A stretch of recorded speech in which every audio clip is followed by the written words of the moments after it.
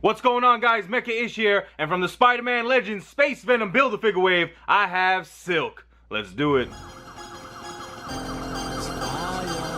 138 in progress.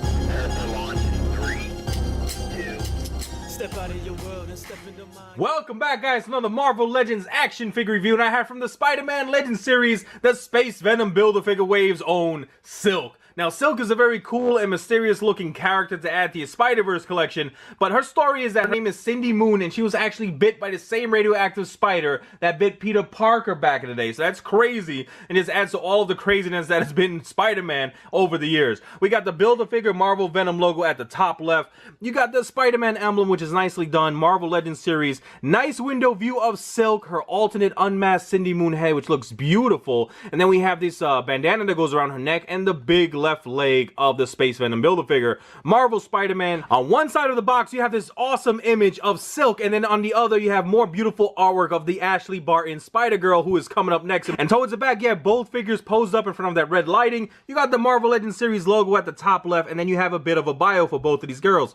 These fierce females fight for the justice with quick reflexes, super strength, and classic web-slinging action. And towards the bottom, you have Space Venom with the other figures in this wave. I've already reviewed Ultimate Spider-Man and Miles Morales, so go ahead and check those out and subscribe so you don't miss out on the rest of the videos. Alright, let's take Silk outside of this box and let's see what she's all about. So here is Silk outside of her packaging with all of her accessories, including the left leg of the Build-A-Figure, who I cannot wait to get to. And then we have that unmasked, beautifully sculpted head of Cindy Moon, and that little red piece is the bandana that goes around her neck while she's unmasked. Now, Silk here stands at 6 inches in height. She has a very slim, athletic build. This paint apps are seemingly very clean, but we've seen this body mold before, but I'm just so happy that we have a brand new character to add to our collection. But let's take a closer look at Silk. Now, one of the things about this figure that I'm really drawn to is the beautifully done head sculpt. Even with the mask version here, you can see how nicely done the mask portion is over her nose and her mouth with all of the wrinkles. They did a great job with that flesh tone paint. Her eyes are nicely done. You can see she kind of has those copper brown eyes shining through.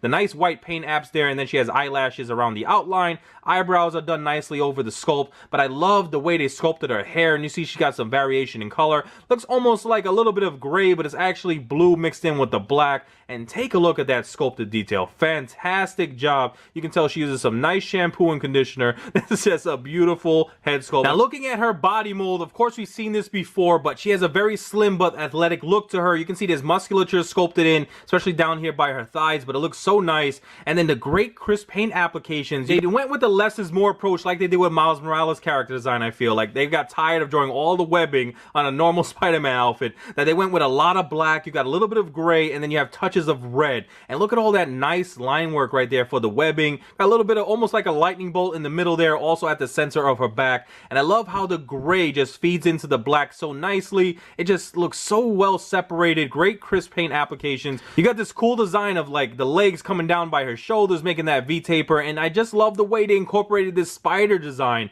into her outfit. I mean, just a great job. And of course, I'm loving this sculpt. Now, a lot of black going on, which is very smooth until you get down to her feet, and has a little bit of gray at the tip of her toes. Now, by her hand, she has only 2 of her fingers painted in red, so a very, very simple design, but it is just working for this figure. Now, she does come with that alternate Cindy Moon unmasked head, so I'm going to pop this one right off. I'm going to take the red bandana piece that slides right off her face, put it right by her neck, and then I'm going to slide this one.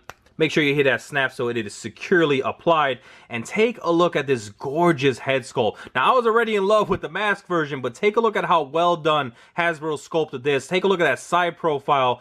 Gorgeous. Oh my goodness. And then you have her nose and her mouth all nicely done. You get to see all of her true beauty, and her lips are painted nicely within that sculpt. Just a great job. Very smooth flesh tone paint apps right there, and the hair is exactly the same. So I think I'm going to be displaying her like this on my shelf. Now, the articulation is what you would expect and pretty standard for these female Marvel Legends figures. You saw the head was on a ball hinge joint, so she gets the full rotation all the way around, and the way her hair is sculpted, it does not impede any of that flow. Now, she does have the hinge, so she can extend the head a little bit, but she can go down all the way like that, and this little neck piece doesn't really get in the way, and if it did, as you see, it can move to the side. We do have a nice rotation at the shoulder, and the hinge allows for great extension all the way up, and she can go down to the side a bunch as well. Now, by her elbow, we also have a hinge, which allows for great flexibility. Take a look at that, but also rotation, and the same deal going on with the wrist. Now we have this beautiful diaphragm joint, which as you can see gets the full range of motion all the way around, and then we also have some nice crunching action and nice arching action. Take a look at that, and I love how the paint continues on underneath that sculpt,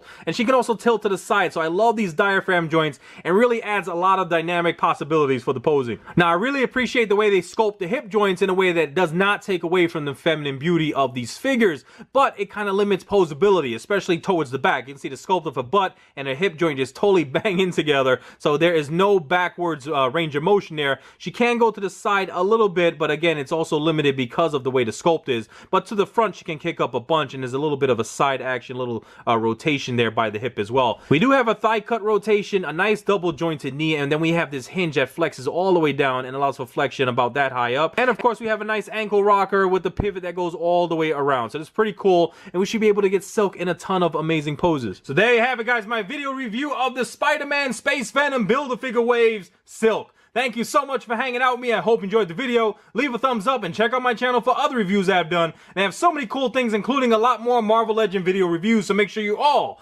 like, subscribe, comment, and share. You know what to do. Peace.